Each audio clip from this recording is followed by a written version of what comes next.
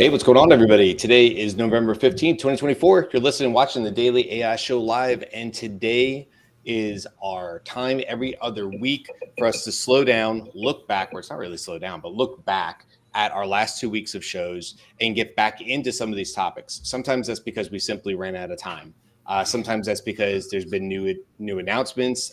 It's happened to us several times. We do the show 5 days a week. So where something literally hits the news, some random Bloomberg article comes out and it's quite literally about the thing we talked about the day before. And we go, oh, come on, that would have been perfect. Some new study comes out or whatever. So this is our opportunity every other Friday. We typically will say, hey, wait, what did we just talk about? What just happened in the last 2 weeks based on some of the show topics? And to have that conversation today, we have Carl, Andy, Beth, and I'm Brian. And I don't do this every time, but I do want to pull it up this time and just say, let's look back at, some of these conversations that we had over this week and last week. I wasn't here for the show yesterday, but the 5-year planning with AI. So I'm looking forward to if there's any additional conversations about that. Obviously, we talked about, I shouldn't say obviously, but entry-level job paradox. That was a really interesting show back on Tuesday. Monday, we had a more veterans-centric one. Last week, we were talking about ChatGPT versus Perplexity. That's been a hot topic, and there's always more to talk about there. What it's like to have an AI decision helper. And then there was some Harvard studies that had come out, not last week, but we talked about last week, where it was, talking about like 2xing your student's ability to learn under certain circumstances. It was a small study. It only had, I think, if I remember right, 150 students. And we see that kind of with some of these studies. Very rarely do we see, 200,000 people in some sample set, have determined that AI is better at X, that whatever. It's typically these smaller studies, but I get it. It's usually done by, in this case, Harvard, but so, universities. There's probably limited resources. And then once you're factoring in for all the controls and all the bias and all that, it probably is very hard to get, 150 students that are going to work well for this particular study. So anyway, that's everything we sort of been talking about over the last week. Let me see, 1, 2, 4. Actually, I think I actually missed one too, because it would have been Monday's show. Can AI create knowledge? Sorry, that would have been last Monday's show on there as well. And what I'm noticing from that is I missed a few of the shows the last 2 weeks because I was not part of all those conversations. So who has something that they want to kind of jump back into, a topic that they're hungry to bring back up and talk about? I don't know if it's a topic that we've ever covered, but I think yesterday, do we cover announcements here or do we just go back? We can go, well, if it's, related to news and announcements and stuff like that. Otherwise, it would be next Wednesday. But sure, yeah. What do you got?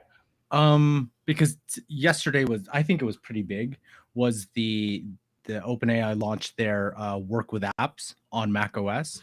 So if you actually check if you have the desktop app for Mac, you probably saw a couple new features. One is a little button there that if you code, VS Code, text edit, Xcode, you can connect your code, your workspace to ChatGPT for desktop.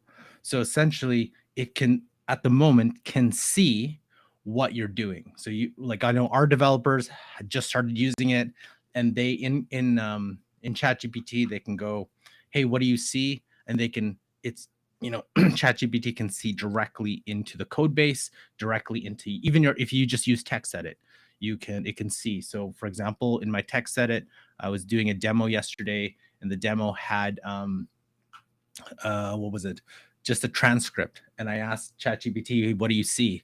So that's part one. And I think the big piece of that is not only can it see, but according to Ryan Morrison, I think who writes for Tom's Guide, he says that people inside, it's the first start of another news, which someone else can go into, which is Operator, which seems like the OpenAI will be launching its own agents called Operator in January. So this could be the first start, because I want to read a little bit of what he says. The new updated app for macOS also comes with new user interface that puts the app connection and model selection in a new menu tab. Okay.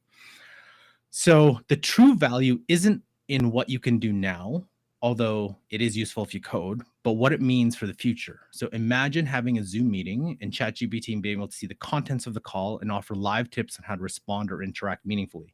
Another potential useful area, which it's unfortunate Jyunmi is not here, is gaming. Picture the scenario. You are in a game of Fortnite and ChatGPT is running in the background. It watches your gameplay and can alert you in real time to any potential threats or offer tips on what to build. So you can read the entire article, but what it isn't just about coding, but it says here the next evolution of the feature will be to have ChatGPT interact directly with applications. This is a turning point where everyone can become a developer. Now we've covered Bolt.new, or we have, or Replit, Cursor. So in ChatGPT, it can not only see your applications, but interact with them. So again, back to, maybe goes a little bit back to, your OS is ChatGPT, and it can open and interact with any of these applications. And I would imagine it isn't just VS Code, it isn't just text edit, but it starts becoming Teams, Word, Docs, and really anything that could connect to it. So Ryan said here, you'll be able to ask ChatGPT to come up with a fun game for the iPhone, let's say Flappy Penguin, and the AI will be able to write the code, open Xcode, implement its code suggestions, and even handle sending it to Apple for inclusion in the App Store.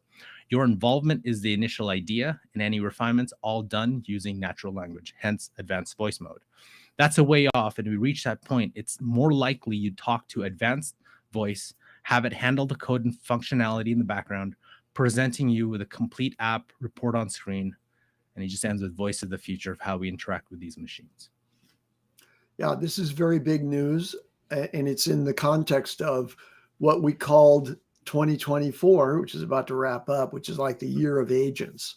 And we forecast, and it had been forecast, I mean, we repeated the forecast, that there would be active agents driven by AI that become useful. And the first area where this happens is in coding. And it's not just OpenAI that has this capability. It was about a month ago that Anthropic launched Computer Use, which is a very similar kind of active agent within the coding process. Microsoft has their Copilot agents, and Google's Jarvis project these are all similar tools. And in coding, obviously, it's a very useful thing for the AI agent assistant to be able to see what you're doing on the screen and respond to that.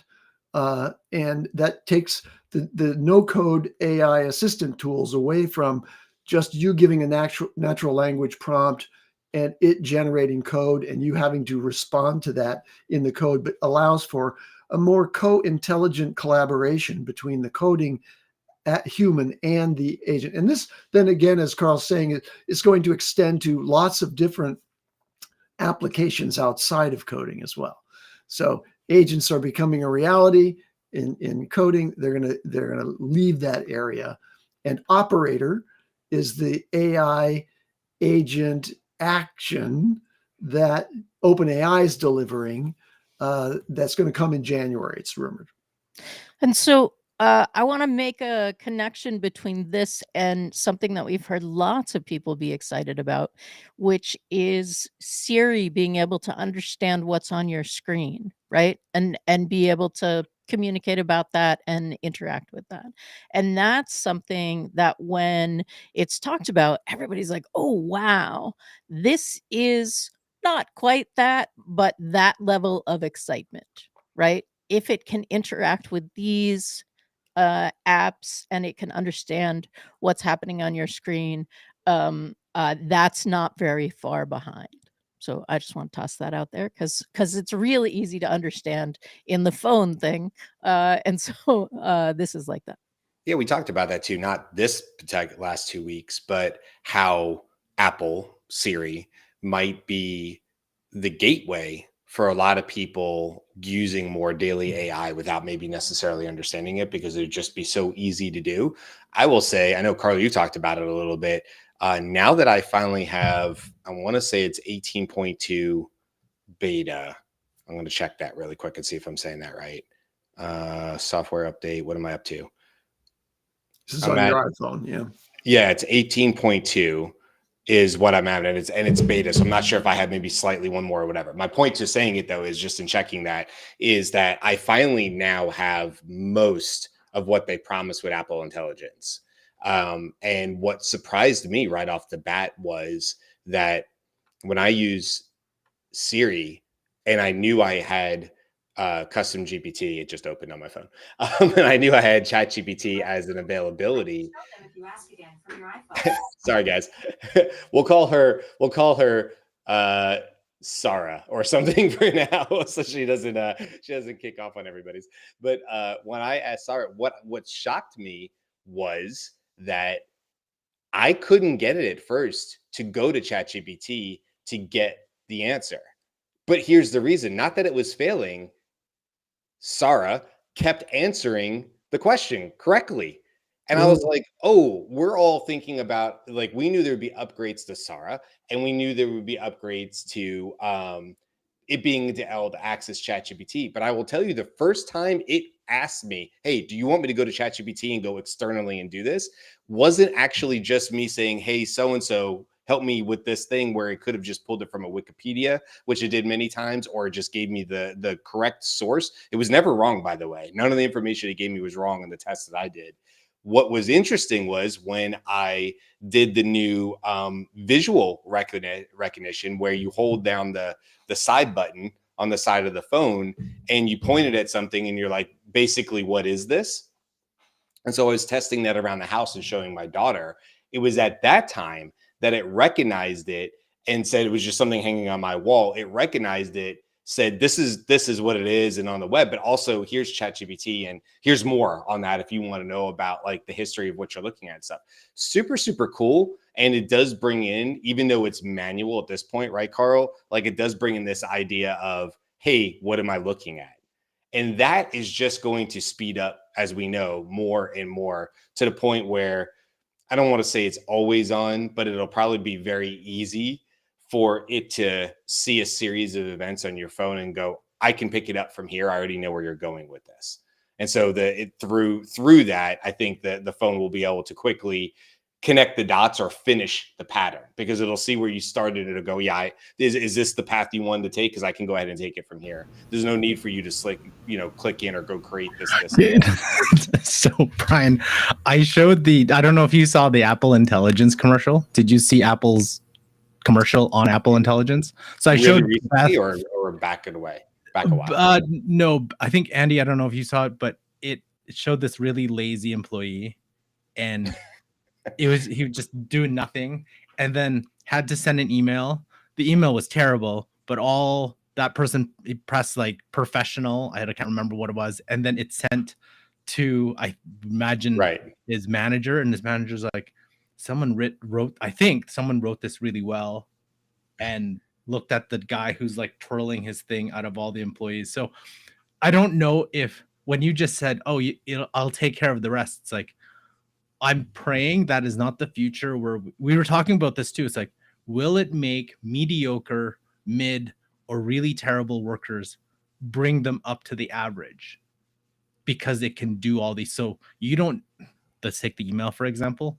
If I send an email and I don't know how to write properly, I'll just type professional and it'll go professional, send it, and it'll make it sound you're smarter or you're more professional than it is. So, but isn't that already grammar and spell check? I mean, don't we already have that? And I think back to quick firefighter story, but I think back to a chief I had who was the chief of our whole shift. So all of A shift, in that case, it would mean like 26 stations worth of people. Like everybody who was working that day as a firefighter, he was the boss of. Okay. So he happened to work in my station. I've mentioned that before. And he would fire off some stuff from his BlackBerry. We're going back to like 2004, 2005, right? He would fire off some stuff from his BlackBerry. And it was like really like mad. Like people messed up and he wanted us to know. But it never was lost on me that it was poor grammar. And so he was making this really strong point about something, but I couldn't see past the grammar. And I would just think to myself, I see what he's saying, but I can't take this seriously as much because this, and so like even back then, he had the ability to use a grammar check or a spelling check to make it punctuated correctly and whatever, because it was a really important thing he was saying. He definitely wanted this point to get across. Some people just fired it off. Some people took the extra 3 seconds to make it better. Like, it makes a difference. So it's not that I think it'll make people better, but the assumption of what baseline is has risen. It's already risen. It's not like we have to wait for it. It's already there with AI. Go ahead, send out a mediocre email and wait to see if somebody goes, couldn't you have done like 30 seconds of work in ChatGPT and made that better? Like, that's happening everywhere right now. I guarantee you there's bosses saying this all over the place now. Like, couldn't you spend 30 more seconds with this and made this better? I think this is a great show because there was a conversation, and we probably need to go into other news, but there was a conversation I had with someone in education saying, well, yeah, if students can do that, that's fantastic, but they are losing the ability to learn how to write, there's more of that conversation that I think is like, it isn't just an email. I think it opens the door to the whole other thing about if you're rising the floor, but no one's actually learning how to do the base thing. Okay. That'd be a fascinating. So here's my pushback to that. My dad, when I was growing up, would get on my case nonstop about spelling. I just traditionally was not a great speller growing up. Still not a great speller. I don't have dyslexia, but I have something where my D's, B's, P's, anything with a line and a bump on it and a circle on it, I would write backwards. Not backwards, but in the wrong spot. I would put a B where a D was supposed to be. That's not dyslexia, but it's translated to when I used to type. So I would misspell stuff as a kid. And not to blame that. I could have gotten better. I was probably lazy as a kid too. My dad would be like, get in the dictionary, find it, right? Old school, figure out how to spell that word. And probably to his dismay, as I was rising through middle and high school, spell check became ubiquitous in schools and everywhere else. And it was understood that you should definitely now use spell check. So now the question comes, Carl, over time, did I become a better speller because of spell check, or would I have become a better speller by doing the traditional way? My pushback is that no, because of the AI tool, it's not spell check, right? Predictive model, whatever, spell check is technically that technology. I would say I became a better speller, not lazier. I didn't become worse because I would see the word replaced in front of me and I go, that's right. It's I before E after C, whatever, right? Whatever it is. Spell checking made me better as a speller, not lazier. Would you say then that people will become better writers because AI will redo their entire work, not just writing, but able to research, comprehend, and put your own thoughts based on a set body of work into a coherent argument?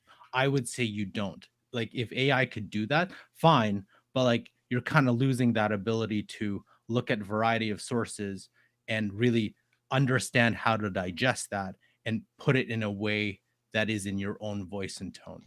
So we did from like, just real quick, just to be clear, I think where you went, Carl, with that was like, I was talking about style, tone, formatting, and you jumped to like sort of critical thinking. Yes. And just to be clear, I'm not talking about critical thinking. I'm talking more about the style, tone, formatting. And what you first said was where I was going to say, yeah, I agree with that, which is if we're all looking at better, more polished versions of emails, we should also start naturally writing better polished emails without the help of the AI. You're seeing better versions of it more often. You should be picking up on that without really even trying. Sorry, Beth. And that is not what the data says. The data says that learning involves a certain amount of struggle, right? And one of the things that AI is doing for us is removing the struggle. There are ways to make that happen. And the Harvard study and the Harvard show that was all the way back on Can 2X Your Learning a week ago Tuesday. Just wanna say that as we're like diving deep into this. The other thing is that is we're speaking as people who speak English as a first language and grew up that way, and there are a whole bunch of leveler options for this for people who don't speak English as well. And if we imagine that whole conversation, except now we're talking about French or like Chinese, we're in that exact boat, right? Like we're writing super broken stuff. Maybe not, Andy. I know there's other topics on here and stuff, but like, I guess the way I look at that, Beth, is just my opinion that I've watched my wife be able to do better at learning French. My wife is already pretty good at language. She does a bit of German and Spanish. She picks up on them because she tries, frankly. She's intentional on learning, right? But she even uses AI, and I don't feel like it's pushing back and it's causing less struggle. I just feel like it's giving her, and this goes to our learning ones about, helping people learn 2 times faster, right out of that show about AI learning. Yeah, that was a Harvard study, but the same concept. I don't know. I feel like I think there's a role. I think there's a role for AI that is more like a coach in that process than what was shown on the very funny Apple Intelligence ad that Carl is referencing here. Right. It's worth looking at because it positions Apple Intelligence really as kind of a mask or disguise for a nitwit in your organization. So it's funny, but I'm not sure I would have approved that particular ad to associate my AI intelligence with. I want to jump back just for a second to the whole idea of agents and where they're going. And this is in the space of coding. In this past week, there was a 100 million Series A. So a company, Tesla, got $100 million in their Series A. So and a valuation, by the way, almost at the unicorn level, $750 million. What they do is they provide an AI coding agent. But what's interesting is that this coding agent not only interacts with the developer in natural language and develops the code and launches the code and the application on the platform, but it then continuously maintains, updates dependencies as things change on the outside, addresses vulnerabilities, and optimizes the performance of the entire code base. And it integrates then with other coding assistants. So this agent can talk to Cursor eventually. That's how far agents are going. And that's another aspect of agency that we've talked about, which is, hey, my agent's going to talk to your agent, and they're going to work together in order to optimize the outcome between the entity that I represent and the entity that you represent.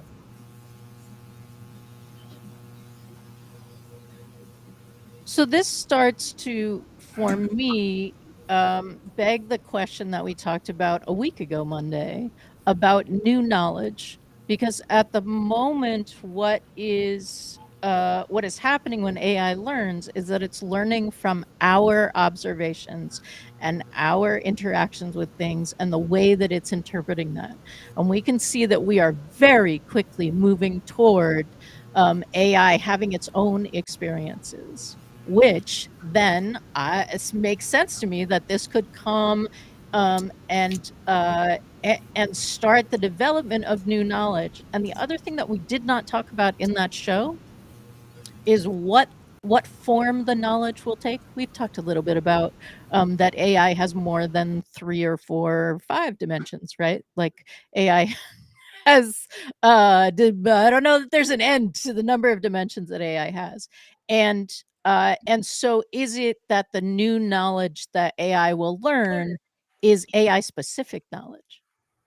That it isn't shared knowledge, right? Our knowledge is then shared with AI, sort of, not the worldview, but that's coming.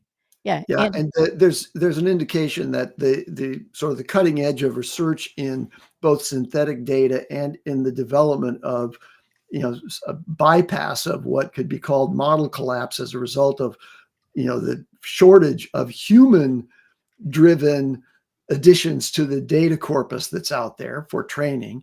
The question that we confronted in that show was, is AI able to generate new knowledge, or is it really just a repeater of whatever it is that we give it in its training? And so here's an interesting new little bit of news, which is a study from the University of Pittsburgh revealed that AI can now generate poetry that readers cannot distinguish from human written text, but actually prefer over legendary poets. So now that if you can demonstrate that AI can be creative in creative writing, then isn't this an analog for, hey, AIs can actually generate new knowledge? I would argue that a profound new poem that's better than what humans are writing, or stand side by side with what the very best poets are writing, that's new knowledge. Well, to that end, I don't even know if this was a story in the last 2 weeks, but I read about it in the last 2 weeks. An AI painting, so a painting not generated like Midjourney, but actually painted, right? Went for $1 million in a Christie auction. And that sort of brings it back to like, okay, so we're still the arbiters of what's valuable and what's not. What is actual knowledge? What is actual art? What is any of those sorts of things? Although this seems like maybe an investment in like a first edition kind of, as opposed to this is an amazing artist. Yeah, I mean, art is in the eye of the beholder, right? So So is the million. Yeah, listen, I mean, I think it's cool that people are able to do that. I mean, obviously we saw that with the NFTs and that kind of stuff as well. Like you said, is it a land grab? Is it this is the first, what was the first NFT? It was like of a screenshot of what's his face from Twitter, right? Or something like that. It was something random like that. And that was an NFT. They made a card out of it or whatever. And it was one of one. And that sold right later on. So I think I'm with you on this one, Beth, but also just back to what you're saying, Andy. If I don't think it necessarily has to be compared against human like poetry. I'm not some expert at poetry or art for that matter, or any of that. But my point to it is that as somebody who walks into a museum, I'm there because I want to see works of art, works of literature that move me. And who's to say that if you put me in a museum, I'm not going to know the difference? And you said, okay, Brian, the control is half of everything in this museum is AI generated and half of it isn't. Half of it's world-renowned stuff. You're not going to know the difference. Like, right? Like I'm going to walk in and I may say, this painting really speaks to me. It really, really, really, I feel like I get it. Like Ferris Bueller. I'm just sitting there and staring at it, and it's AI generated. Does that make it any less powerful or valuable to me? No. I mean, I guess you could say like, oh, that wasn't created by human hand. And I go, but it's still powerful to me. So who's to say it's not impactful, or it's not net new knowledge, which you were saying, Andy, on there. I do want to pivot really quick and talk about Perplexity, if that's cool. I know, Carl, you said you had one or two things. I'll keep this one short because we talked about is Chat GPT search a Perplexity killer. We talked about that. 1, 2, 3, 4. Like, what was that last week? Friday. I'm counting backwards to figure. I think it was last Friday. The reason I want to bring it up is because actually on Wednesday, I've been saying this sort of out loud. I'm teaching this course right now called the AI Powered Seller. And we're in week 5. Wednesday was week 5 of 6. And so in the first 2 weeks, I went deep into ChatGPT. The third week, I was in Perplexity. The fourth week, I was teaching sellers about Claude. Now here we are in the 5th week, and I was starting to bring it all back together. Okay, I was like, okay, we've looked at these tools separately, but now let's start to look at them together. And one of the things I really came away with as I was teaching this and getting live feedback from people who are in the course saying like this is sort of like eye-opening to them. So I wanted to bring it up on the show, is using one AI tool as a seed for another. And so in my use case, what I was doing is there's a custom GPTs that I built for sellers. One of them is called Help Me Book a Meeting With. And it's exactly what it sounds like. It helps you book a meeting with somebody. And you input stuff, the user inputs stuff like who it is, what the company is, and stuff like that. What I was showing them is like, hey, look, this custom GPT works. It takes a 45-minute process and it makes it a 3-minute process. This is the power of AI. You get something highly personalized at the end of it. But what I was showing them is like, look, you can go to Perplexity and ask questions. And then what I was showing them is the value of, I saw that was in Perplexity, it was doing the follow-up questions, which was actually enriching my initial seed data for the custom GPT.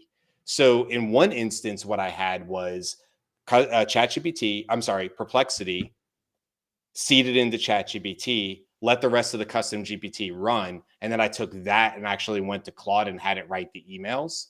And so it doesn't necessarily take longer, but it's just this idea of using these tools for what they're really good at. And what I was showing them was like, hey, Perplexity is great, not only because you know what you want to ask, but look at these follow-up questions. They're immediate. You could just click on them. And then I was like, don't get fancy with this. Right click and drag.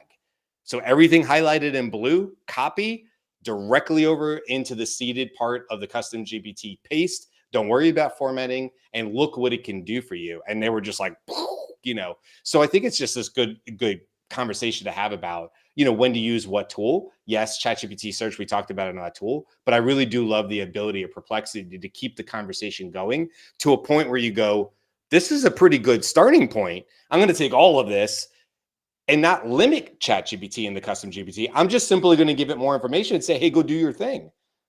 It's just a cool way of using tools together. So I just wanted to bring that up, since that was something that happened this week and got a lot of really good positive feedback from the people, the students that are in the class.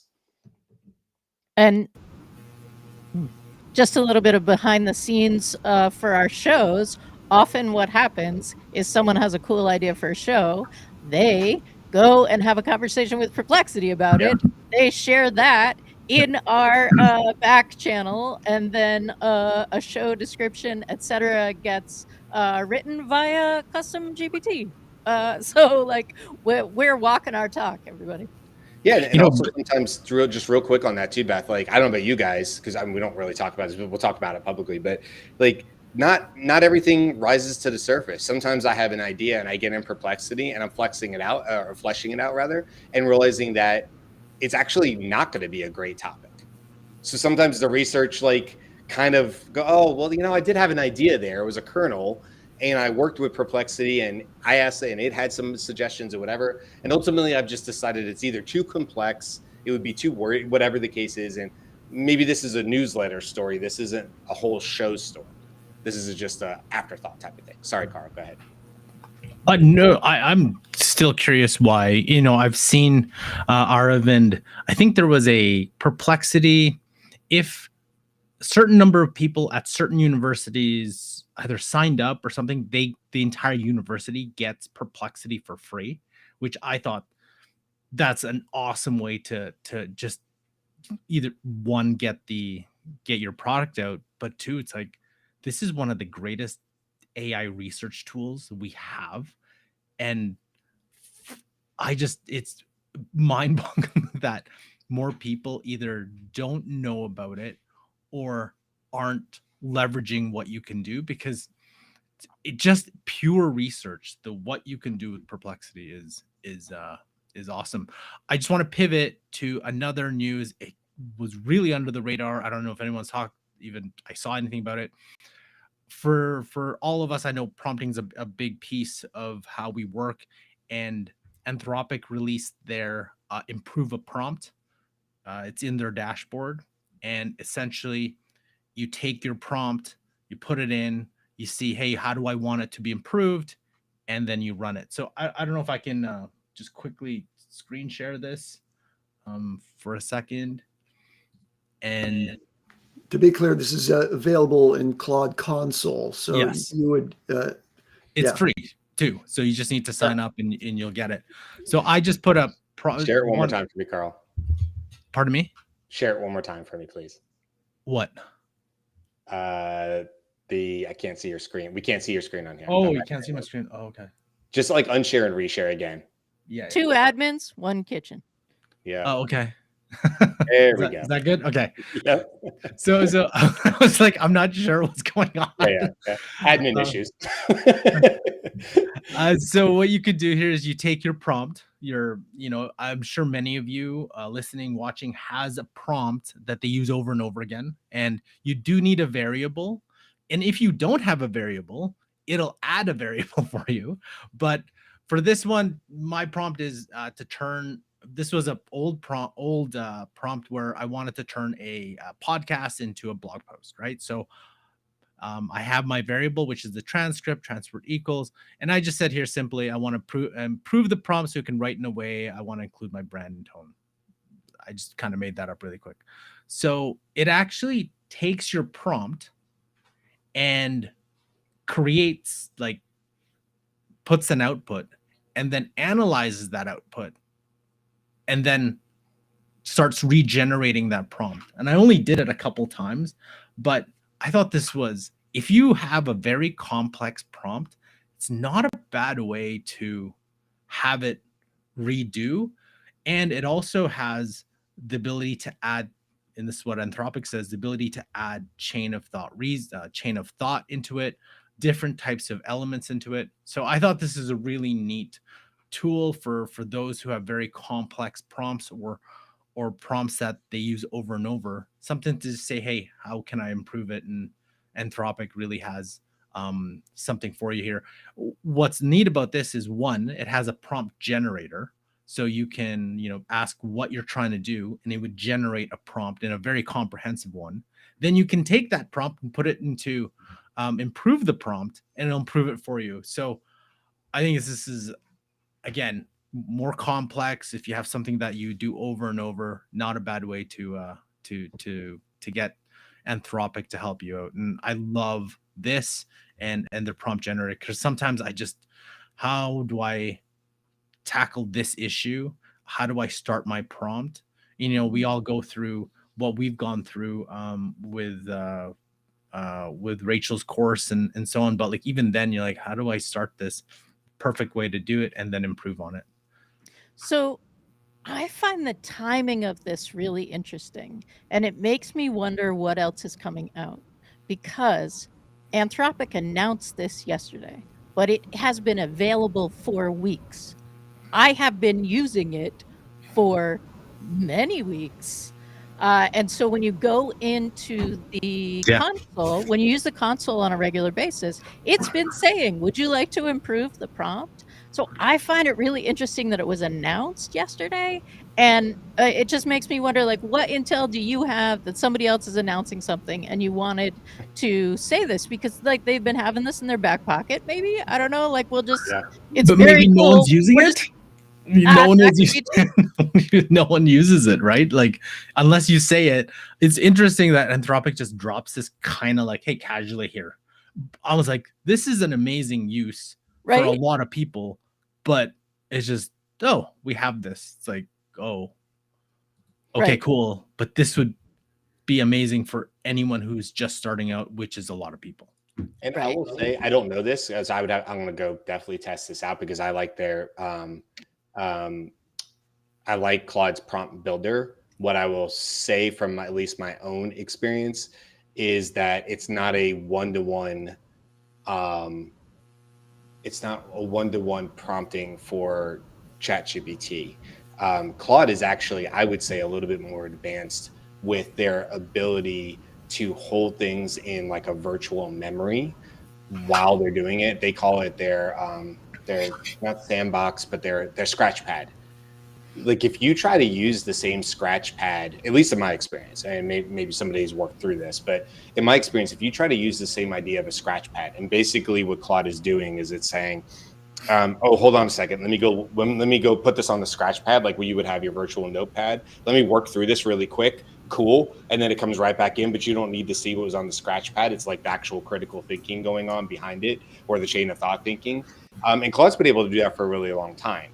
If you try to get ChatGPT to do that inside like a custom GPT, it falls on its face. It doesn't really understand how to work with the idea of a scratch pad. So I don't know this. I'm really excited to look at this though, Carl, and just compare and contrast. The only thing I'm concerned about, like in looking at it going through the process, is it looks like you went through about 6 different steps, which is great. But what if it takes a left turn at Albuquerque on step 2, and there should have been a human in the loop there to course correct? So I'll be interested to see how different like one of my custom GPTs is or something like that after going through the 6 steps. Or if I'm like, oh, I bet you step 3 would have been fine. We should have stopped there, and it kept iterating over the top of that. And excuse me. So, that's a good example of wanting to have a human in the loop sometimes. So that'll be interesting to test. Well, it's interesting because the steps that it goes through is that it's looking at it slightly differently. And it's step 2 or step 3. You can see that it's building a visual. Now, it doesn't actually go to the visual, but it's building the process map of what the prompt, what you're asking it to go through, the steps. And you could take that and put it into mermaid.live and see the process map that it's talking about. It's just one of the things that it shows you that it builds. But if the prompt is not successful, right, you wish you had stopped, you can edit the instructions again. Okay. Like, oh, no. And you can automatically take it into the console where you can, no, not the console, the playground, whatever it says, take it somewhere, workbench, maybe is what it calls it. I want to point out that prompts are different and not translatable sometimes from one platform to another. Yeah. So Claude prompts, there's a certain methodology that you'll develop and have to understand in order to optimize that. Now you don't have to, because Claude's going to improve your prompt, but it's improving the prompt for Claude. It's not improving the prompt necessarily for ChatGPT, custom GPTs. So I'm a little nervous about it, but I'm going to do this experiment. I have some public custom GPTs that have really now outdated structured prompts that I built a long time ago. Yeah. I'm going to take them over to Claude, ask Claude to improve it, and then put it back into the custom GPT and see what happens. It could be that it does in fact improve a custom GPT's performance or regularity. However, I'll note that often I will, in using one of my own custom GPTs, I'll, in the conversation, not in the instructions, I'll say, look, you don't need to do X, Y, and Z anymore. Do it this way. And it says, okay, got it. And I'll say, do you need to change your instructions? Or do I need to change your instructions to ensure that this persists? And it's told me no. It's remembering instructions from the user that in effect are something that's not an obvious feature of custom GPTs, but actually works. Yeah, I'm with you. I can't wait to use it and work more on it. So that's gonna be interesting. And this is a really good point for evaluations. If your custom GPT is working, you don't need to improve it just to test whether it will improve, right? We're going to do it because we're the Daily AI Show.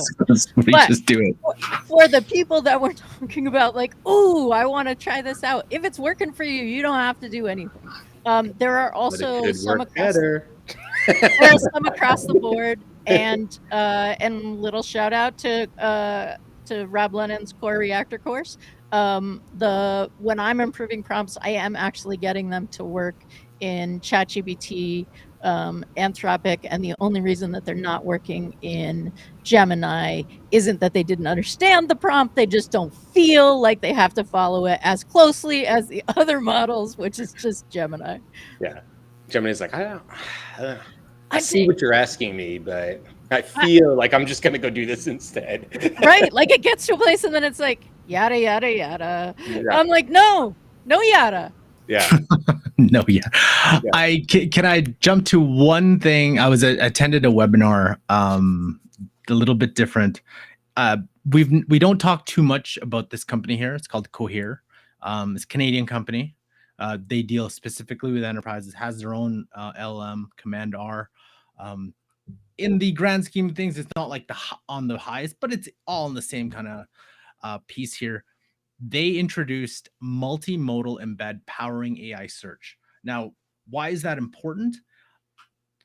If you have, chatbots trained on, let's say, PDFs, the hard thing about PDFs is most of the models take the text, but can't really review the images. Now, Claude, actually, funny enough, came out with PDF visual, which actually can see the image. What's neat about multimodal embed, and I was listening to the webinar, how even with visual, with Sonnet 3.5 visual PDF, there is still a preference on text. There isn't a balance, according to them.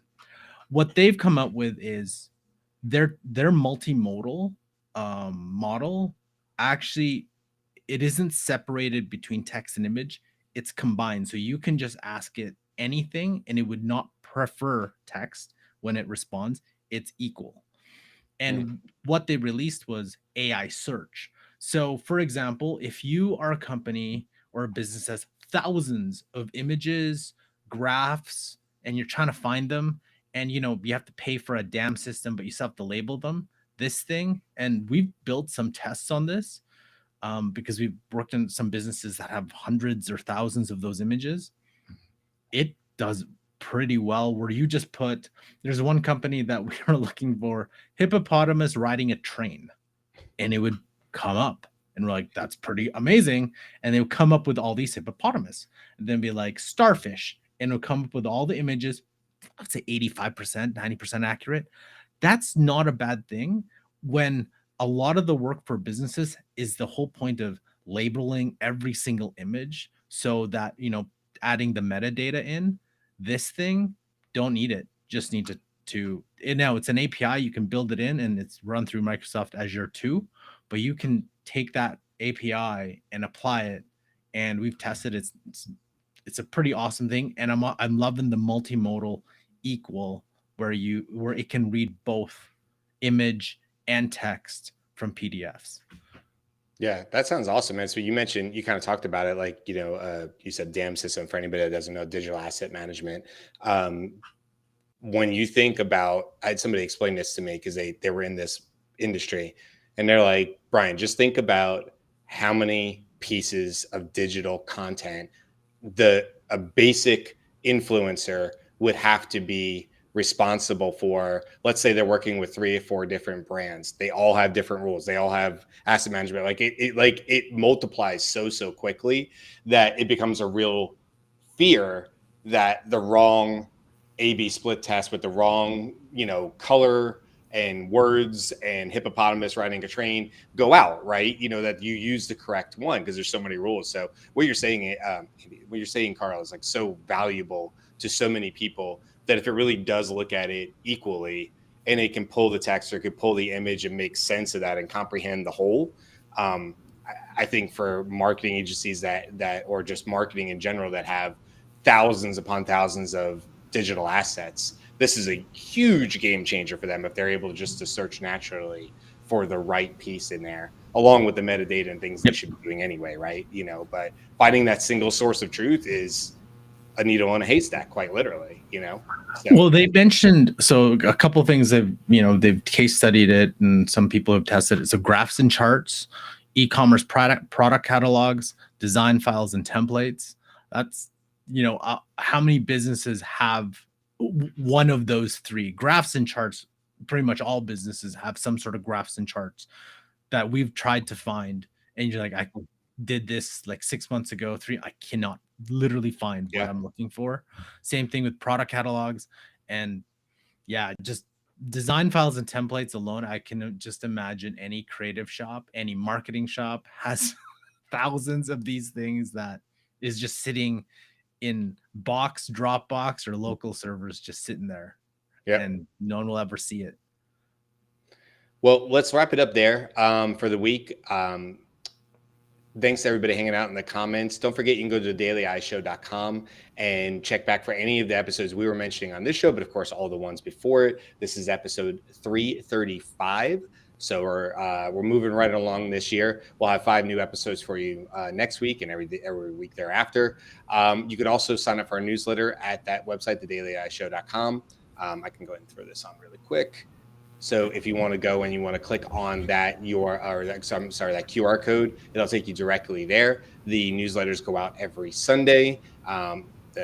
The list is growing week over week, and we have a lot of fun putting it together. So if you like what we're talking about on the live show, whether you're catching us live or on the replays on any of the services, if you'd like to get more of this type of information, this type of content, that's what the newsletter is for. It's for us to take a different little approach to it, bring up other topics that aren't necessarily full shows, but still stuff that we think are really interesting. And our collective group, is talking about in the back channels of Slack and other places. So if that's interesting to you, go ahead and check out thedailyishow.com. With that, we'll say goodbye. Have a great weekend, and we will see you again next week for 5 more shows all talking about AI. Can't wait. See you guys then. Bye.